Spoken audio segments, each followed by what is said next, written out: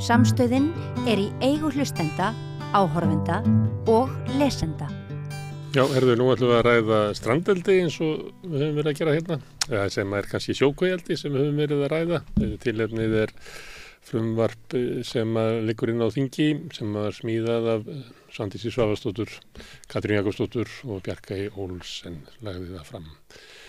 En þetta nú mál sem búið að vera til umræðu meðal annars hérna við Rauðaborðið í lengri tíma. Það hvort að strandeldi sé þess virði eða sjókvíaeldi sé þess virði. Þótt að sé hægt að búa til einhver verðmæti þar að þá eru líkundur á því að meiri verðmæti glatist svo mikil að það sé ekki áhættunar virði eins og sagt er. Hann kominn hingað, hann Jón Örn Pálsson sem sjávarútvegsfræðingur frá Tromsö og ráðgjafi. Þú starfar ekki hjá laxeldisfyrirtækjunum norsku? Nei, ég hef ekki starfað. Nei, þú búin að vinna í fiskeldi ansi lengi? Já, mjög lengi. Já. 35 ár hefur tengt þessu grein. Það hefur komið hingað fólk að Rauðaborðinu og sagt að sjókvíaeldi sé einfaldlega, það sé svo mikil áhætta að það eyði laxastofninum okkar, villta laxastofninum, að það sé ekki þessi virði. Þó að sé hægt að sýna fram á að það sé að búa til einhver verðmæti. Það gangi, það eyði lífi í fjörðunum og mér að einhver verið að segja að það getur verið hætta á að sjúkdómar sem herja á að eldislax breiði sig út í aðra fiskstofna. Já. Hvað segir þú? Já, ég vil, ástæð fyrir ég kem hérna bara mér ógnar eiginlega svo umræða og upplýsinga óreiða sem í gangi í þessa atvinnugrein því að í eðli sínu þá þetta umhverfisvæn matvælaframleiðsla. Þetta ef þú hugsar þetta í próteinframleiðslu til manneldis, þá þetta ein umhverfisvænasta próteinframleiðsla sem fyrirfinnst. Ef þú reiknar þetta í kolefnisspori, það bara verklagið og stjórnsýslan sem hérna ekki í lagi mörguleyti og við getum kannski skipt þessari umræðu kannski eflaust í 3 eða 4 flokka saman við gagnrýnina sem komi á þessa grein. Það sko stjórnsýslan og leyfismálin. Það svo aftur fiskivelferðin sem alveg sjálfstæðakafli má segja, en tengist henni verklaginu. Svo það umhverfisáhrifin og þeim má kannski skipta í 4 flokka. Það lífræn mengun. Það efnamengun sem aftur plastmengun eða koparmengun og svo aftur kannski með lyfjaleifar. Og þannig að þetta 3 flokka, þetta umhverfismál, þetta fiskivelferð og þetta stjórnsýsla. En þeir sem hafa fylgst með umræðinni gætu fljótlega sagt að við höfum fallið á öllum þessum sviðum. Stjórnsýslan afleitt, velferðin hryllileg, það hefur bara sést myndir af fárveikum fiskum. Umhverfisáhrifin augljós, það hefur verið slysasleppingar sem eru bara fyrirsjáanlegar, sem að hafa mengað laxastofninn okkar. Já. Og við höfum dæmi frá því Noregi þar sem eru hálf dauðir firðir út af Já, við skulum byrja þar kannski. Það kannski byrja þar með lífrænu mengunina. Þar umræðan konu alveg yfir stokk og stein sko. Það bara ekki til sá fjörður sem eitthvað dauður sko. Við tökum bara alltaf eitt fjörð sem Harðangafjörðurinn. Þar framlega 60.000 tonn. Það 40 kvíastæði í þessu firði. Hann með lítið op á móti úthafinu, gríðarlega langur.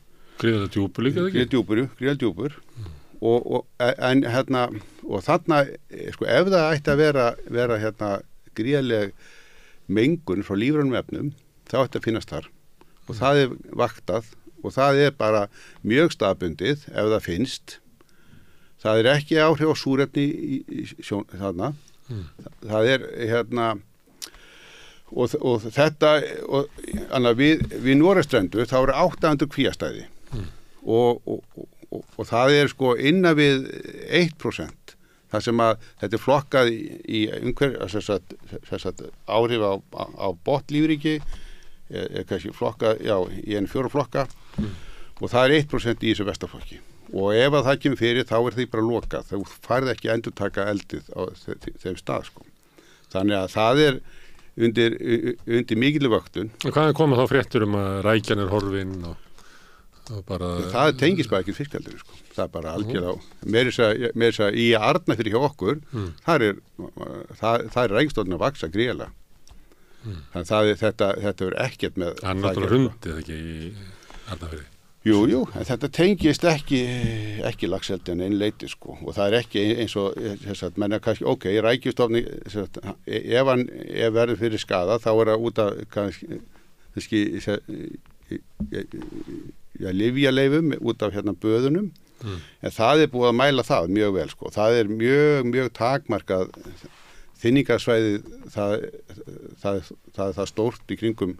Það í öðru veldi sem fjarlægan frá kvíunum og þynnist gríðarlega hratt, þannig að það ekki hægt að skýra þó að í búrtilraunum hægt að finna áhrif af áhrifum af eituröfnum. Þetta yfirleitt taugaeitur sem og hefur áhrif á önnur skeldir líka, þannig að þetta en að sé einhver makro áhrif af þessu, þau finnast ekki, sko. Það bara í mikromynd sem einhver áhrif ef að lyfjaleifum út af lúsameðhöndlun, en ég ekki að verja lúsan innleiti, við komum komin á það eftir bara. Hún tengist kannski dýravelferðinni líka? Já, þar komið með dýravelferðina, sko, og þar En þú hafnar því að firðirnir verði dauðir eftir? Algjörlega, það bara aukin fiskengd að öllu leiti í kringum fiskaldið. Með þess að, sko, undirskrað skjal frá smábátasjófunum í Patreksfirði og Tálknafirði sem að elta kvíastæði, sko.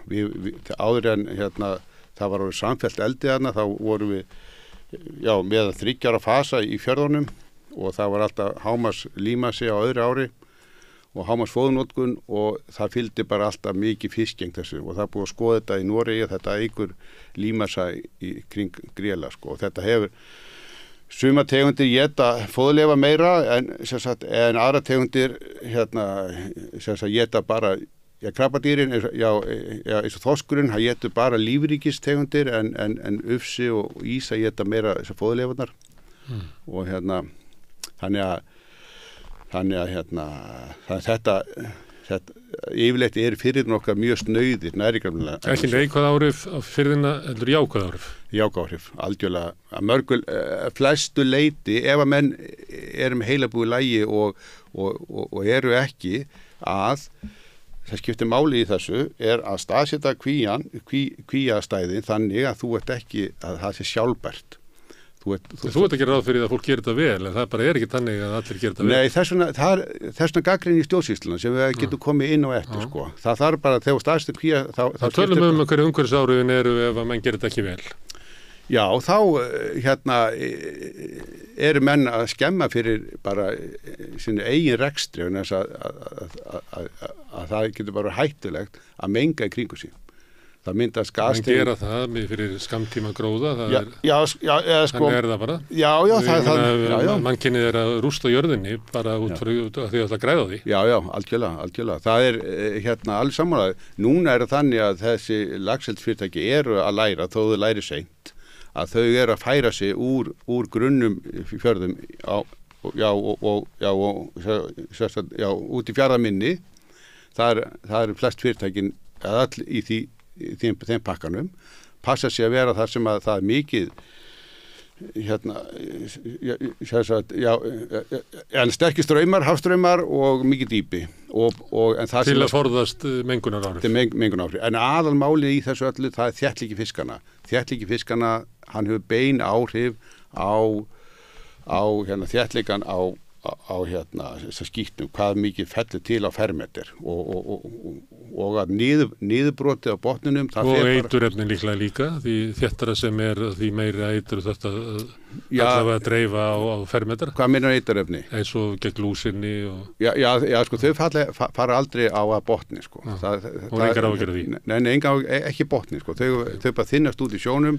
Eiturefni þá helst koparmengun sem fellur á botnin og það tengist bara í stjórnsýslu þáttum hvað við leyfum og hvað við leyfum ekki.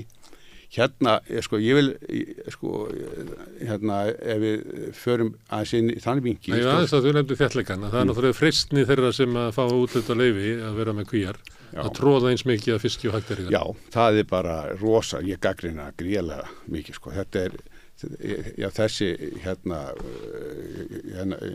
miklu afföll eru tengt í að menn eru með fiskin yfirleitt og þétt, sko. Því að þegar þú ert komin í miklu öldu og þeir eru komin út úr hérna fjörðunum og út á móti hafinu, það er meiri öldu, þú ert með hitastigið niður til 1 gráði í 4 mánuði og fiskurinn hann hefur ekki þrótt til að synda 1 gráðu.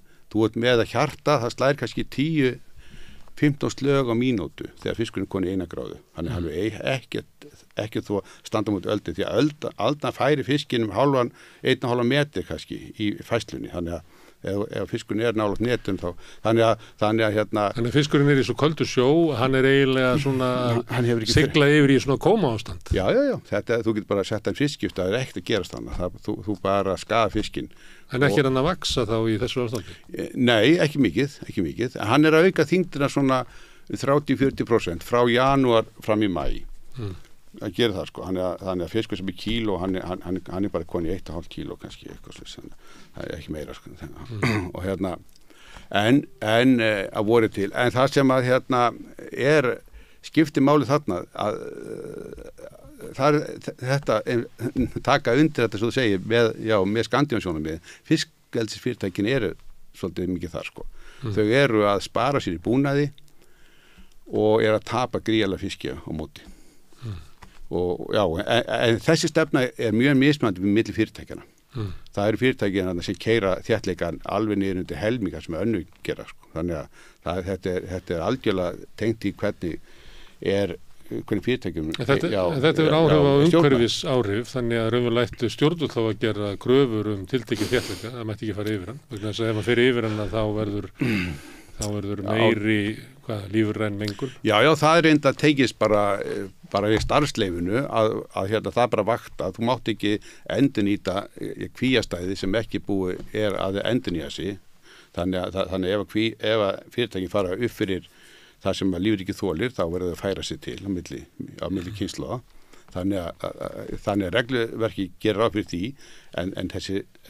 en að skuli hérna svo svona peningunum í því að hérna að spara á móti hérna því að vera með fleiri kvíar, að vera með svona mikið þéttleika og afföll sem tekjast þeim. Það er náttúrulega afar dapurlegt. Þau eru bara að veðja á að vera heppin, að það komi ekki of mikill stormur og þau nái að græða nógu mikið til þess að Já, það er meðlan ástæð fyrir því að ég er ekki að vinna í þessu í dag, sko, ég er bara ekki sáttur við þessa stefnu sem hana, að það skuli vera til dæmis, að hvíldartími fjara. Nú eru í nýju lögunum, það er tekin svo stefna sem að við tókum upp í fjaralags 2010 að vera með hvílda í fjörðunum, en það var ekki tekin neitt undir það af stjórnsýslunni og sem matvæla stofnun var, hún taldi bara allt í lagi að í fjörðunum yrði fleiri fyrirtæki og var í samfellt eldi því að því var í trúað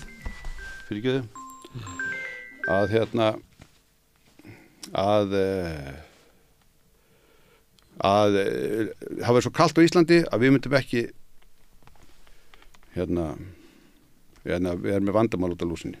Já, en það sem hefur verið helst gagnrýnt varðandi umhverfisþáttinn er hætta á genamengun, að hafa verið slysasleppingar svo kallar í miklu magni og sumir segja að það sé vegna svona gáleysis, en aðrir segja að það sé bara óhjákvæmilegt að það verði. Og ef þú ert að rækta svona gríðarlegt magn af laxi í sjókvíaeldi eins og ráði fyrir gert, að þá ertu að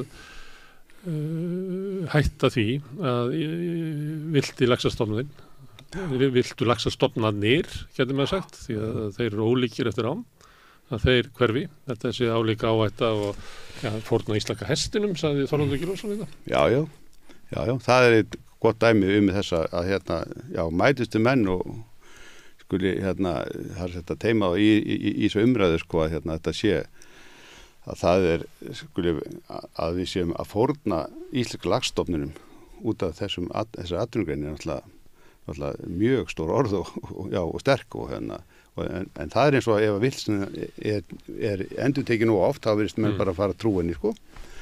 En það sem að líka sko fullyrðingin að nei, þetta verður allt í lagi en svo bara gerist það, við höfum það ekki mörg dæmi í sögunum já.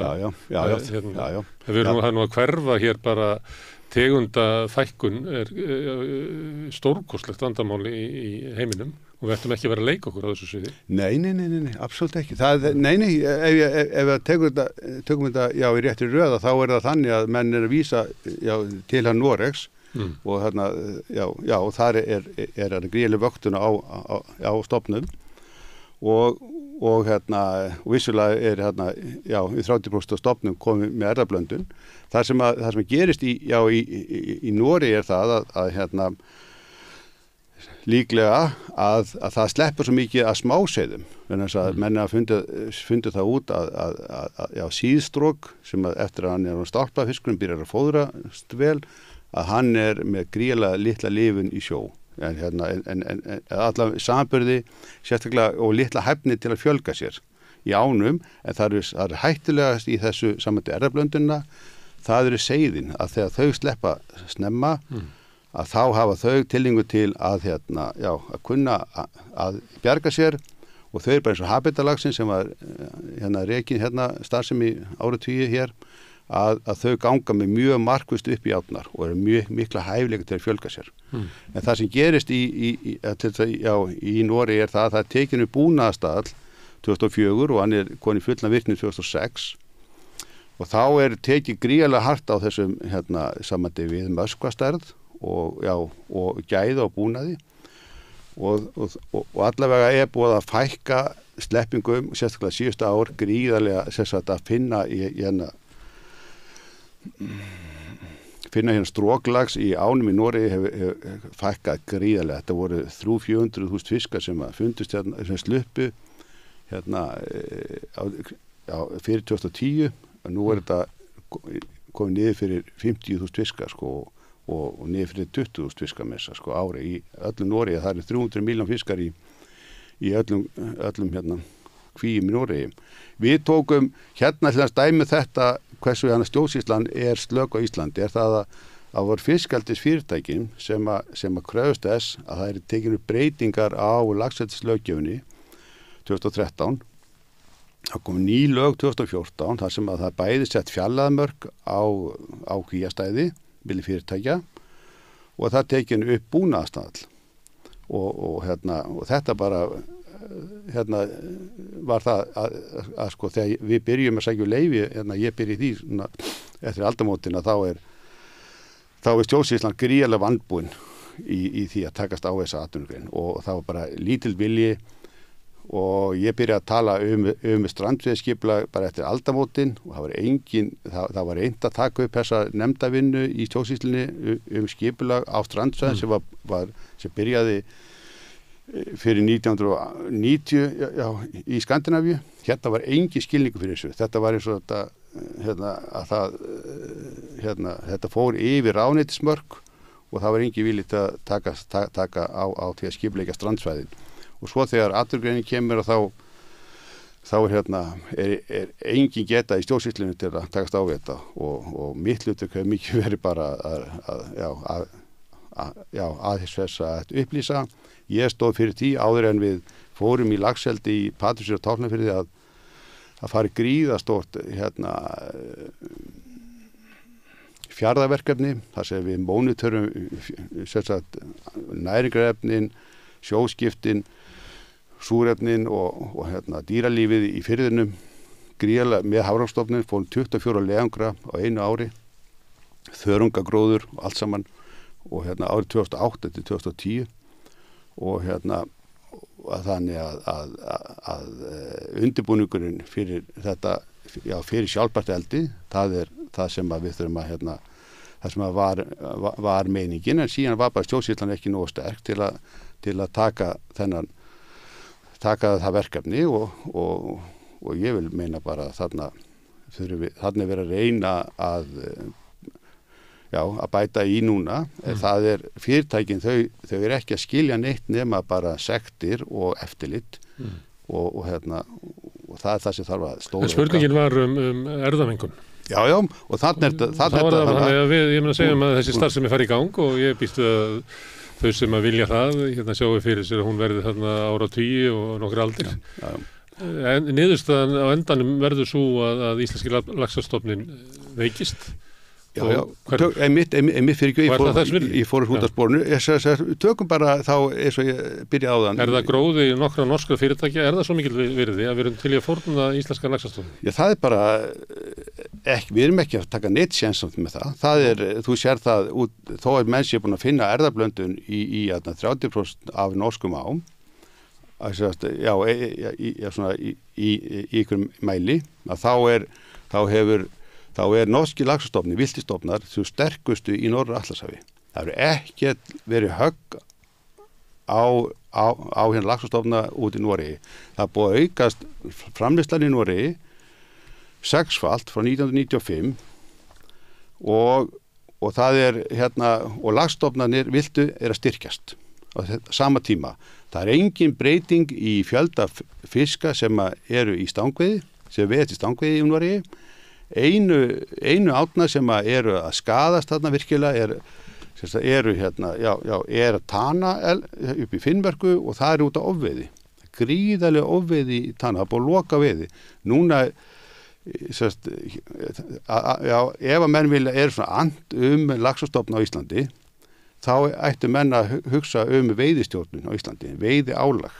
Hérna alltaf sem að veiðiálag á fiski á laxastofnana, óháð því hvort að laxaganga sé stóri eða lítil. Það alltaf tekið og til að sýna hversu sterk, hvað ég tel litla hættu á, þó að við erum búin að staðfesta erfðablöndun á Íslandi, í Noregi og víðar, en hver afleiðingin af henni? Það ekki komið neitt fram með afleiðinguna. Eitt sem að menn segja að munurinn á Noregi og Íslandi sá að í Noregi ertu náttúrulega með norska laxastofna í ánum og svo ertu með norska laxastofna í eldinu. Á Íslandi ertu með íslenska laxastofna í ánum en þú ert með norska laxastofna í eldinu. Já, það bara... Það miklu meiri áhætta sem tekin hér heldur en í Noregi. Já, við skulum bara skoða þetta aðeins. Að norski laxinn ekki svo mikið frábrugðinn íslenska laxinum. Það bara algjörlega staðfest. Þetta það sem að einkennir eldislaxinn að hann frekur, hann aggressífur, það búið kynbæta hann fyrir frekju. Hann vex svona vel að því að étur svo mikið. Hann búið að missa allt sem að heitir að helga sér svæði í ánum og hann hann með mikil efnaskipti. Þannig að hann sérstaklega þess vegna kannski meiri erfðablöndun í ám sem mikinn hita eins og í Suður-Noregi, þar sem ekki svona kaldi vetur, vegna þess að laxaseiði sem ekki finnur skjól í ánum og að synda allan veturinn í köldum ánum og leita sér æti, það brennur upp. Og það sýnir sér líka að þannig þetta. Þannig að eldislax sé svo frábrugðinn hvort það norskur eða íslenskur. Það bara miklar deildar meiningar hvort að þú með makró eða mikró genapól yfir Atlantshafi, þess að blöndunin svo mikil á milli frá hafi. Það búið að sjást í til dæmis makrílveiði eru norskir laxar, viltir laxar að veiðast alveg upp í strendur á Íslandi í bara tölvurumæli sko. En lykillinn það ekki að þeir þurfa að rata heim í sína á? Já. Og ef þú ert að fikta í genamenginu, þá það hlutfallslega fleiri sem að lifi ekki af út í hafinu. Tökum þetta. Þú getur tekið. Og rata ekki heim. Nei, það bara málið. Rötun háð mjög mörgum genum. Laxinn, hann með svona 50.000 virkgen. Og rötun virðist háð mjög mörgum genum. Ef þú tekur afkvæmi frá eldislaxi sem búin að vera kynbæta í 15 kynslóðir og síðan úr viltum laxi, og setur það sleppið á sama stað, þú fær sömu endurheimtuprósentu. Hann er ekki múin að tapa neinni hæfni til að rata eldislaxin. Þetta er 15 kynslóðir í kynbótum. Þetta er eins og með það er 17 kynslóðir. Ég veit það ekki. Af því það sem að menn eru raunverulega að tala að áhættan er svo að hérna á endanum þá er verið það sem að háskinn liggur í að við eyðileggjum villta laxastofna. Það er bara sem sagt, og þá er eiginlega spurningin hver er þú að hérna ætla að taka séns á því? Já. Ef að hann hverfur, þú getur ekki redda því. Já, sko, það er bara varanlegur skaði. Nei, það er bara deilda meiningu það hvort að þessi erfðablönduna áhrif sem staðfest, hvort eru sem sagt afturkræf. Vegna þess að hérna, sem sagt laxinn, hann á cirka 5.000 trogn, þú sýnir það. Úr 5.000 trognum þá skilur sér 2 laxar tilbaka að jafnaði. Eða væri eitthvað fleiri eða færri, þá myndum við vera með fækkuna eða þetta er bara eðlilega fræði. Þannig og þetta er 0,05% lifun.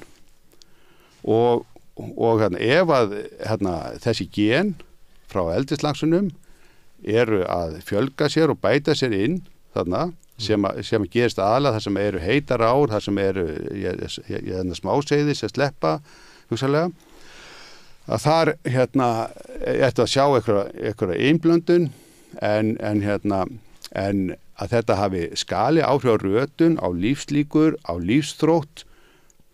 Eldislaxinn, hann er með gríðarlega lífsþrótt. Það finnst bara en að þetta hafi hérna, það er ekki bara sjá nein áhrif í Noregi og að reyna að leita mjög vel hvort að menn að sjá neikvæð áhrif á lifun eða hrygningu, rötun vegna erfðablöndunar, þau áhrif eiga þetta þá eftir að koma fram. Ég er alveg sammála ég kem hingað og að náttúru sinni, ég bara það, ég aldrei hjarta mínu að þessi áhrif eru ekki þetta er ekki ástæð fyrir því að ef við ættum að hætta laxeldi að við ættum að hætta því á þeim Þú veit ekki að hætta því á þessum fóstur? Nei, það er ekki á þessum fóstur. Og ekki hættur að þú eftir 30 ár, 60 ár segir allt í upsi, búpsi. Ég hefði nú átt að það er enga líka. Þú sér hvað genamengið á villtu laxi er sterkt. Að hérna höfum við á 30 árum nánast í útrým stórlaxi með að stangveiði. Það er búið að ofveiða stórlaxinn, hann kemur fyrst í átnar á vorin og hann er undir veiðálagi allt sumarið og það er búið að fækka með helming og 70% sum ám. Það er ákvörðun sem að menn taka líklega út af eftirlitsleysi með stangveiðinni að vegna þess að erlendir auðmenn eru til að borga svo helviti góða summu fyrir að fá að veiða stórlaxinn að við höfum bara fórna honum fyrir það. Það finnst vera vegna þess að síðan hætta menn að ég drepa hann í stórum stíl, þeir eru að sleppa honum og hvað gerist? Jú, stórlaxi hlutfallið þar aukast. Þannig að áin versi þetta náttúru úrval það er hver á hefur sinn lax til að sittið genamengi til að sem að er hagkvæmast og það eru villur á milli áa, menn vita það eru 5-20% villur á milli áa. Þannig að annars væri við með laxstofna með mismandi fjölda ugga ef það væri ekki. Það er meiri munur á stofnunum á milli áa þannig að það væri ekki blöndun á milli. Já, algjörlega sko. Þannig að við erum að bara sjá það að genafestan er gríðarlega sterk og þú breytir henni ekki og þetta hystería með það að finna 1 eða 2 eða 3 laxa. Málið er bara virðist vera það að það verið að selja svo dýrveiðileyfi að það að veiða latan og ljótan fisk það verðfellir ána og þess vegna er þessu umræða svona heitt. Það er ekki út af því að við erum að hætta stofna og núna erum við að tala um það að íslenski laxinn sem er síðasta vígi villta laxins í Norður-Atlantshafi það er svo mikið hvað segja sko bull sko að það er bara lygi. Það er bara lygi, það bara er þú ert með sko sko hann er verri á sig komin íslenski lagstofnin heldur en þessi norski. Þannig er staðan bara. Það er skoski, það sem er mikið. Já, hann er að upplifa áhrif, virðist vera kannski af af hlýnandi loftslagi, vegna þess að það er ekkert, hann er búin að hrörna gríðarlega og England og Wales og allstaðar í Suður-Evrópu laxinn aðeins hoppa og það tengist ekki fiskeldi þar. Þú ert með ár á vesturströnd og austurströndinni og það er alveg sama hlutvallið sem er að hoppa í Skotlandi, tengist ekki fiskeldi neinleiti. Jón, við erum að fara yfir þessa flokka sem að þú nefndir og við erum búin að tala um umhverfismál. Ég veit að þú vilt byrja á því að tala um stjórnsýsluna, en ég ætla að bakka í gegnum þetta. Við erum búin að tala um umhverfismálin. Nú kemur að fiskivelferðinni eða dýravelferðinni. Já. Og það er náttúrulega, fólk getur bara að googla það á netinu og séð myndir af hryllilegum hryllilega útleitandi lögsum sem eru róðlausir. Þetta er það sem ég var búin að spá, myndi gerast. Ef að menn færu í það að setja fiski fyrir hennar á hans að kvíla þá. Bara með fyrstu kynslóð sem Fjarðalag setur í Arnarfjörð, þá fyrstu kynslóðinni, þá fáum við mikið laxalús. Af því að það er sjóbirtingur í firðinum og hann er hann er smitvargurinn í því sambandi. En það er lús í sjóbirtingunum? Sjóbirtingur er eitthvað leiti varinn þá fyrir að geta að lifa með því helviti? En eldislaxinn ekki varinn og er bara étinn lifandi? Já, það er bara svo sko. Og það eru tillausnir og ég beitti mig fyrir því að komi loka sjókvíar hingað til lands, var að vinna fyrir norskt fyrirtæki sem að vildi komi loka sjókvíar til Íslands og við kynntum það í ráðuneytinu og víðar og þá getur við fyrirbyggt það að laxalúsin Hvernig virkar það að hún sé lokus? Þá er dælt sjó í segldúk sem er á fljótandi ramma og þá sækjur sjónir á 25 metrar dýpi og dælar hann upp og yfirborðið í kvinni er svona 2 centimetrum herra heldur en yfirborðið fyrir utan, þannig að segldúkurinn hann þenst út og sjórin sígur svo niður botnin bara og það er að safna upp fóðleifum í botninum að vill það. Þetta er bara hljómar eins og landeldi bara út á sjó? Já, nánast sko. Og vegna þess að laxalúsin, hún finnst ekki lirfurnar sem setast á, það finnast í litlu mæli fyrir neðan 15 metrar dýpi. Ég vil minna, ekki mikið fyrir neðan 10 metrana sko. En það var engin skilningu við það þegar lögin voru endurskoðuð að þetta, menn töldu bara að þessa kvíar, það geta ekki verið í nefni þess að öldu, en það er vitleysa, það geta alveg upp í 2 metra ölduhæð. 2 metra, það er ekki mikil ölduhæð. Nei. Komum við þetta út í fjarðarmynnin. Já, nei, það er 3 metrar, en þarna getur við passað upp á það að það verði ekki samþykki upp úrgangur og það eru firðir með miklu straumi, það skiptir máli þegar þetta skjóli að vera í miklu straumi og þegar með svona grunna firðir svo Ísland er frekar grunni firði, yfirleitt svona kannski nýra 70-80 metra, þá ertu með gríðarlega straum í fjörðunum sko. Þú ert komin eins og í norsku fjörðunum sem þú ert komin með í 200-300 metra dýpi, þar ertu með eiginlega enga straumi niður botn. En það verður mikið endurnýjun og niðurbrot af lífrænu leifum þegar með svona mikið straum og mikið súrefni og þannig það er alltaf lægi að nýta innfjörðsvæðin ef að þú ert að passa upp á að uppsöfnin verði ekki og mikil sko. Já, með þessari tegund af kvíum, það er ekki notaður í Íslandi, það er bara notaður svona venjulegar. Já. Og víða er fiskurinn étinn lifandi af lús, annars staðar er svo mikið af fiski í kvíunum að og í köldum sjónum yfir vetramánuðina að hann vessi ekki þegar það koma miklar öldur og líklega bara merst þarna til dauða.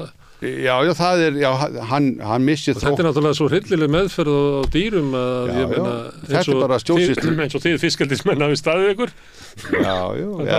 Ég ætla ekki að verja þetta verklega í dag, sko. Ég vil með því að taka upp loka sjókvíar og setja seiðin í, ef þú kemur vekk fyrir lúsasmitt fyrsta sumarið, þá ertu búin að koma í vekk fyrir þennan skada sem verður. Þegar fiskunum komið í 2 kíló setna sumarið, að þá lúsin ekki að valda þeim tátu kóið með það þykka slímhúð og að hann versi miklu betur, að hún ekki að síðan hefst sláturinn velina bara í lok sumars og þannig að þú getur komið vekk fyrir þennan skada sem verður að lús sem sest fyrsta sumarið, hann að valda gríðalum skada seinna sumarið sérstaklega, sko, og seinni hluta vetrar.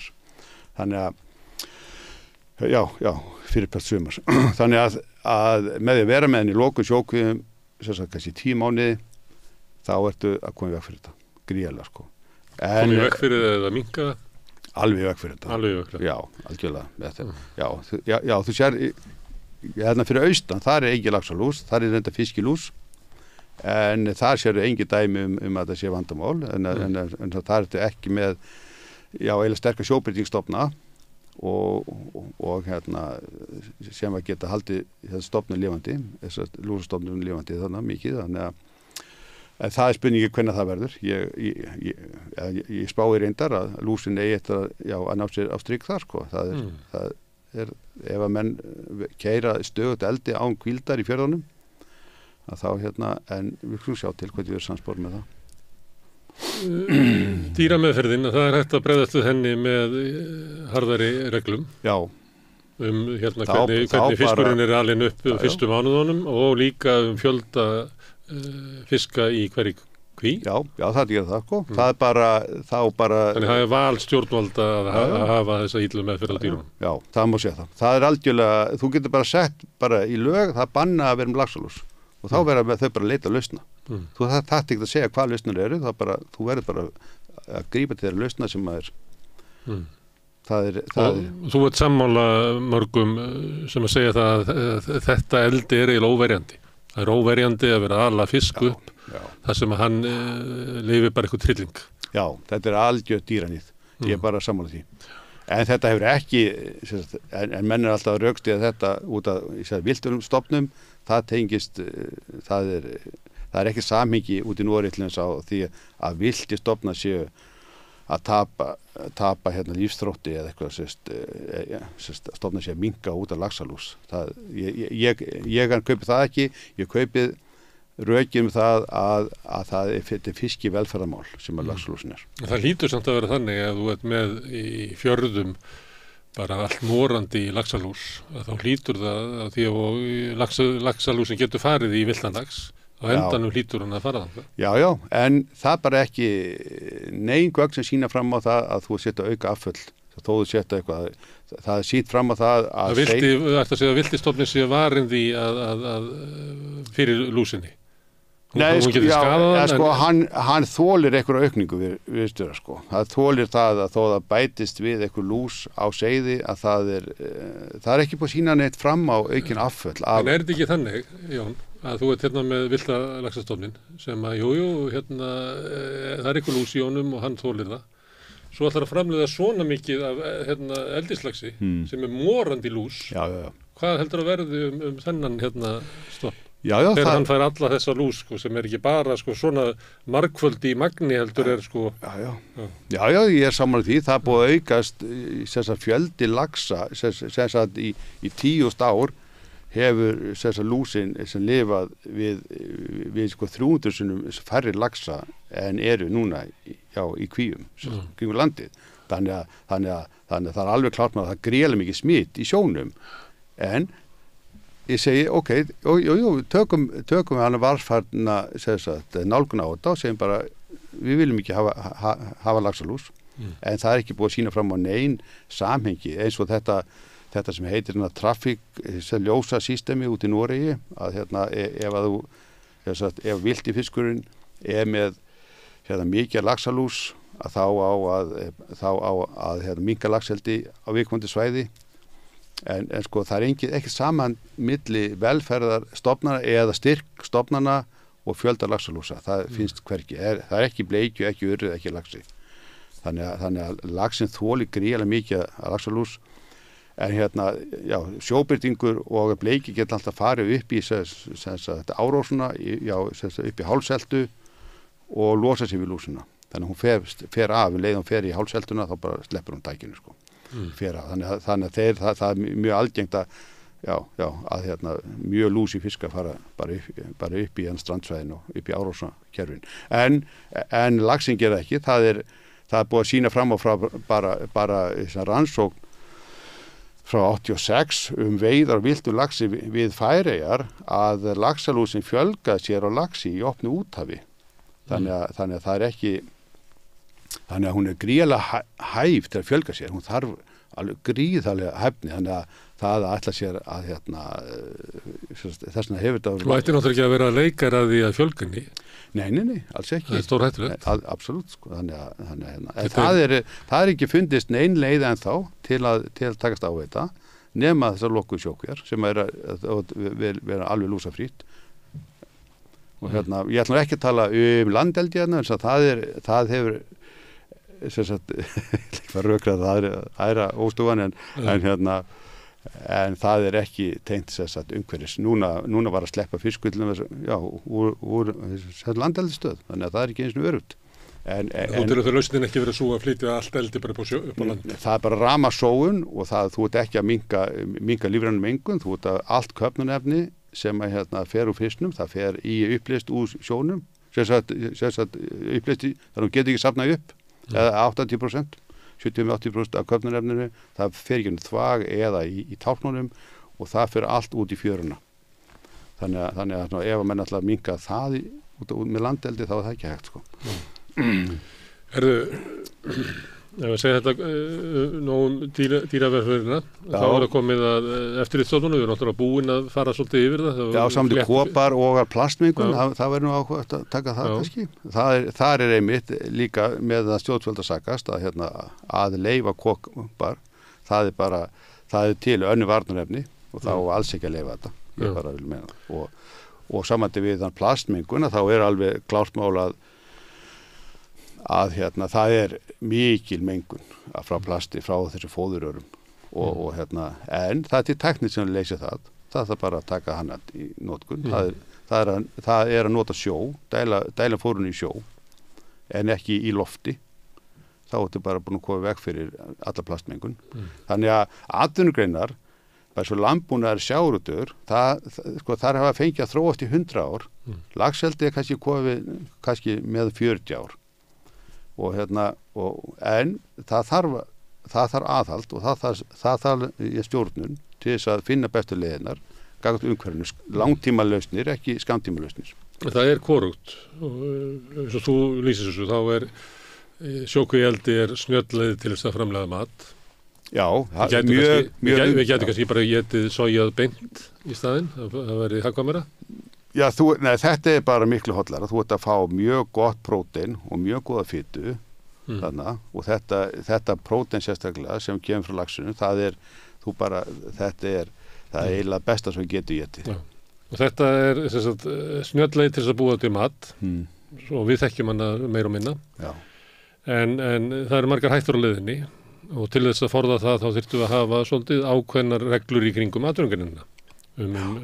Fjölda fiska og lúsina og notkun á kopar en okkar stjórnsýslu þannig hún hefur bara opnað þetta allt á gátt. Já. Þannig það er eiginlega bara opið fyrir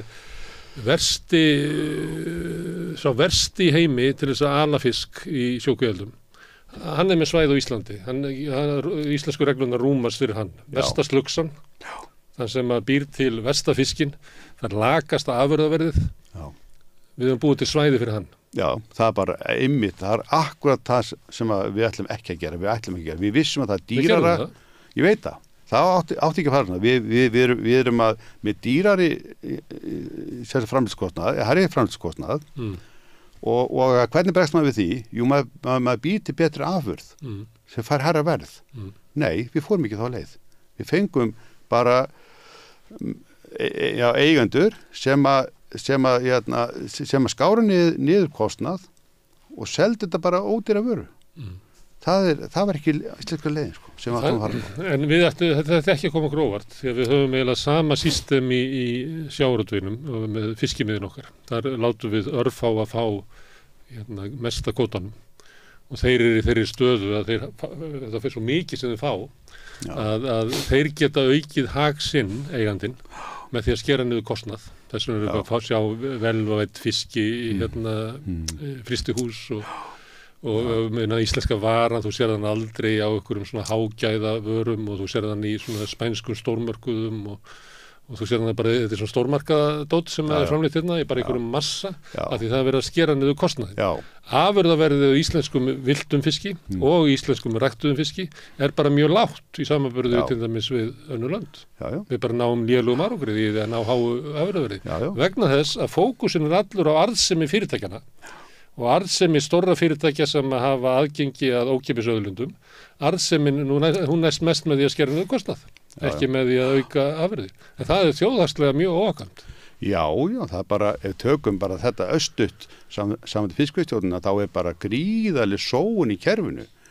Það eru faktorar þarna inni sem heitir náttúrulega afföll og það er göngumynstur þorsins eða fiska, er bara faktor sem ekki hægt að setja inn í módel og við gefum sér fasta, við segjum bara að þetta sé fasti og með því að veiða þess að nýta ekki aðferðafræði að veiða eftir afköstum, þá er bara sóun í kerfinu. Og þá ertu að tala það sem er fiski gengd og þá ertu kannski að tala frekar við grunnsæfi heldur en togaraveðarnar út eða? Já, þess vegna, það mætti alveg vera kvótakerfi, fyrir utan ákveð dýpistími. Þar væri svona kvótakerfið, en síðan myndum við bara veiða meira þegar það væri stærri göngur. Já, það væri bara, við tækjum bara sveiflunar í náttúrulegum dauða. Við vitum að fæðan sveifla skríðarlega á strandsvæðum, sandsíli, rækja, loðnan og allt þetta er gríðarlega sveiflur í þessu.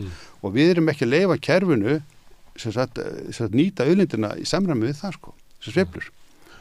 Og fyrir utan það hvað við fengjum miklu betri gögn inn í módelin ef við kæmi allt að landi með við sóknina. Þetta er alveg, við erum búin að tapa fleiri jarðgöngum á ári bara í sóun að nýta ekki þorskstofninn í samræmi með sveiflur sem náttúrulega sveiflur og það að gefa út kvóta upp á kíló eða tonn það er bara hlægilegt En ef við höfum aftur í fiskeldið að þá uppbyggingin hér hún hefur ekki gætt að náttúrunni það er ekki hvíldir firðirnir eins og þó er Nei, ekki þyrfti eins og mannkynni fattaði fyrir einhverjum 1000 ára að væri snjallt eða væri með akkur að hvílan þriðja hvert árið eða svo Já, algjörlega og það á við þetta Það er reyndar eftirlit með því að það sé ekki að botnmengun sé ekki en við erum ekki að taka tillit til laxalúsanna í þessu tilliti eiginlega vel Og ekki tekið tilliti til dýravelferðar? Nei, það vantar þar að það er bara verklagið, það er bara að við erum að kópja allt og mikið frá Noregi, að það er eftir með hlýjan sjó, eftir allir ströndinni, alveg upp í Finnmörku eftir með sjávarhita sem að fer ekki undir 3 gráður. Golfstraumurinn er miklu rausnalegri við normenn heldur Íslendinga. Já, þeir eru bara svo spilti krakkar í namibúð, þeir hafa allt, þeir hafa skjól, og þegar það var hitan, þetta var ekki hægt að klúra þessu. Svo lófótin sem er langt í norðri fyrir okkur er bara eins og okkur finnst að Ísland ætti að vera. Já.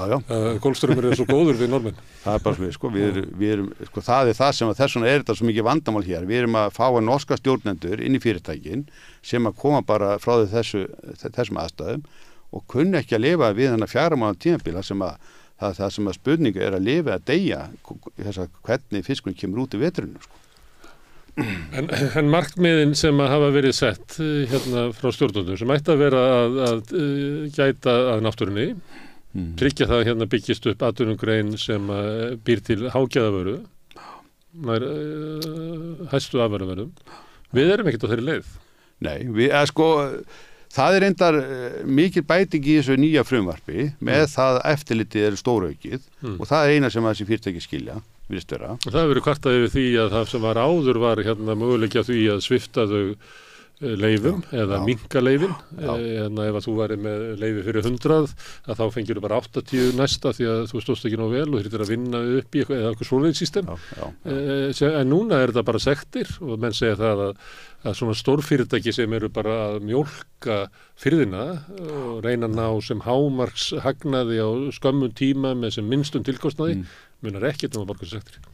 Nei, einmitt. Það er rétt sko. Ég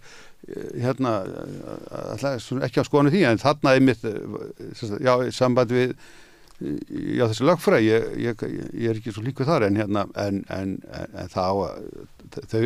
þau skilja ekkert nema þetta verulega hörð viðurlög við brotum og við erum að gera miklu meiri kröfur í umhverfismálum en við gerum í dag sko gagvart þessum þáttum sko, það segir sko. Eitt sem hefur verið nefnt hvernig uppbyggingin hefur verið hér að því að þú er búin að vera í þessu svo lengi að það er sem maður hugsa náttúrulega þegar maður er á Patró eða Tálknafirði og sér þessa kvíar og þessi fyrirtæki sem meira og minna er í erlendri eigu og maður velti fyrir sér erum við ekki komið lengri en það að einhverjir svona norskir kappójar koma og nýta firðin okkar og græða eitthvað stórkostlega og fara náttúrulega bara með arðin af þessu og við eigum að bara þakka fyrir að það eru nokkrir sem fá vinnu við þetta og þetta er eitthvað sem þetta er svolítið svona 1900 þetta er svolítið að normenn komi að veiða hvali á þessum slóðum sko fyrir meiri 100 árum og svo fóru þeir bara. Já, sem leitið það, reyndar var leitað í nokkur ár að fjárfestum á Íslandi áður en Norðmannum var hleypt inn í atvinnugreinina. Það var bara þessi villutrú að laxeldi væri bara ekki vetursetjandi vegna þess að saga fiskeldis í Íslandi er ekkert vola fögur. Þetta var gert að miklu vanefnum og ekki með góða stofna til að byrja með og svo var kannski markaðsaðstæður og annað sem höfðu áhrif líka en það er bara gríðileg þróun í þessari atvinnugrein en það var engin að taka undir þetta. Það voru bara nokkur frumkvöðlar sem byrjuði þarna 2009-10 og fengu enga skilning hér innanlands sem fjárfesta og svo komið þessir var bara að opna gáttinn fyrir þessu normenn og þeir sá þessi leik á borði. Þetta er bara, sagan er kannski ekki eins slæmi svo í Síli en þar fara í norsku fyrirtækin fyrir aldamótin og það var ekkert þessar regluverk og það voru bara skammtíma sjónarmið huga það sko og erum við að, eins og það segir sko, við erum ótrúlega sein að taka upp almenna stjórnsýslu í þessari atvinnugrein sko. Já, og kannski ekki eins slæm út Chile en lík Chile. Chile er náttúrulega fyrirmyndaríki nýfrjálshyggjunnar þar sem allar reglur og allt eftirlit þykir vera til trafala. Já, það bara endast fengar súpa segða því sko. Já, hvað gerist þar? Það var bara gríðaleg massa sjúkdómur sem kom upp. Þetta var ekki stór svæði sem menn fóru á, menn ákvaða að vera bara það sem var ódýrast að reka laxeldi og þeir voru bara hlið við hlið og það kom bara upp sem veri sjúkdómur sem slóði þetta alveg flatt. Þannig að þetta er kringum 2005 eitthvað sko, þá hrynur minkarum meirinn helming og það, í kjölfarið fer að laxa verða að hækka heiminum sko, það var lágt frá aldamótum til 2007-2008, þá síðan hefur það verið gríðarlega hátt laxaverð og það er svo þessi normin hér, þetta virðist vera bara eitthvað gæluverkefni hjá þeim, þeir eiga svo mikið peningum, það er alveg sama hvað er mistökin marg endtekin, þeir halda alltaf áfram og virðist ekki læra, ég er alveg gapandi yfir þessu. Við erum með fyrirtæki sem er virkilega að standa sig vel í sjókvíaldi sem er stjórna af þess Íslendingum og þar er miklu meiri skilningu fyrir þessu sérstæðu umhverfisskilurum sem við erum með Þannig norðmenninni komum bara með peninga, þeir kom ekki með neitt know-how. Nei, þeir vil ekki læra. Ég var nú í Noregi í 7 ár og mér fannst þeir einmitt ekki mjög kreatífir. Þetta bara fært upp í hendunar á þeim. Þeir eru með skjóli, þeir eru með hitan og var ekki hægt að klúra þessu og svo ætlaði að koma hingað þar sem er mikil veðurhæð og minna skjól og miklu kaldari vetur og það þarf bara mikla þekkingu í þetta eldi hér. En það verður alltaf áhættur samara hér? Mikla áhættur samara. Kostnaði samara? Já. Þú getur búið til betri fisk, þú getur búið til fastari og betri fisk. Nei, við erum ekki að selja hann fyrir það, sko. Þannig að fyrir fiskibúð bara segjum í París, þá sér maður þarna norskan eldislags á kannski, mér líka að segja, 3-földu verði á við íslenska þorskin, villta þorskin. Og ég velti oft fyrir mér í horfa á þetta. Hvernig stendur á þessu? Ég myndi alltaf telja að villtur þorskur væri meira virði heldur en eldislags. Já. Það er bara eins og hreindýr er meira virði heldur en naut. Já. Það er bara sorglega hvernig það hefur þróunin hefur verið að við skildum fara þessa leið, sko, að fara að lækka kostnað staðan fyrir að selja þetta hágæða vöru, sko. Þegar fjarralags er yfirtekið af normennum að þá eru öllum vottunum hent út, sko. Við vorum með vottun til að selja á Bandaríkin, á Whole Foods og það var ekki talin ástæða til að halda því áfram, sko. Það var bara, og kostnaðarsamt að vera standið því.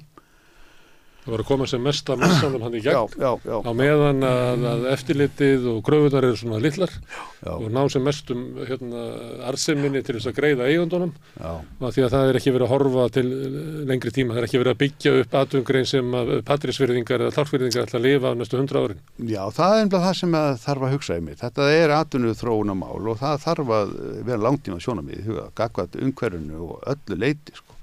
Og ég vil meina við erum bara í brekku á sömu faktorinu, við þurfum bara stjórnsýsla þarf að taka sér tæki og það þarf að verða langtíma hugsun meira í fyrirtækjunum að þá þannig ég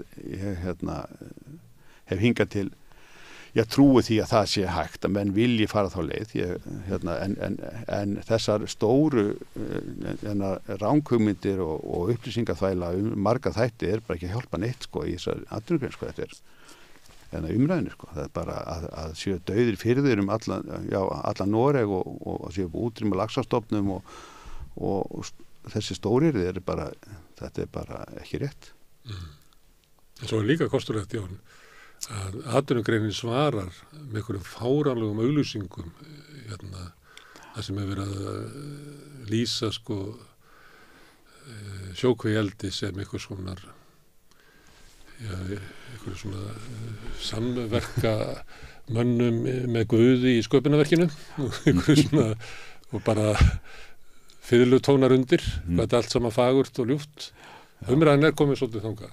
Já. Það er fyrir að koma og ræða málin að þá kýs peningavaldi bara að keyra yfir allt saman með ímyndarauglýsingum. Já, þetta er bara sorglegt, sko. Ég sammála því þeir hafa alveg efnaði að taka upp miklu umhverfisvænni aðferðir. Þeir hafa vel efnaði. Þeir kjósa bara að keyra auglýsingar yfir það, ég vonum að fá að halda óbreytt ástandi. Já, við erum bara að gera kröfu bara um miklu betri vinnubröð. Herðu, Jón Örn Pálsson, sjávarútvegsráðherra. Erfiðleikar heimila verkafólks hafa hríðversnað frá árinu 2021. 6 af hverjum 10 félögum í Eflingu eiga nú erfitt með að ná endum saman.